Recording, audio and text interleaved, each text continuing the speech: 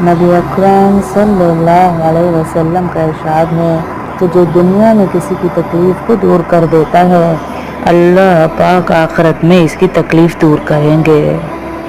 سبحان اللہ۔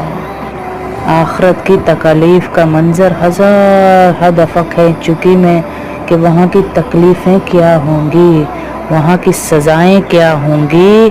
تو اللہ اتنے آسان سودے ہمیں بتا رہا ہے۔ کیا بتا رہا ہے کہ دنیا میں کسی کی تکلیف کو دور کر دو، اللہ تمہاری آخرت کی تکلیفوں کو دور کرے گا انشاءاللہ۔ کہ کسی کی تکلیف تھوڑی سی دور کر دو، اللہ آخرت کی تکلیفیں دور کر دے گا۔